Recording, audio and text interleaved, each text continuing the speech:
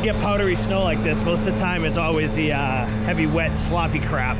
So I'm gonna use a leaf blower today, which is awesome.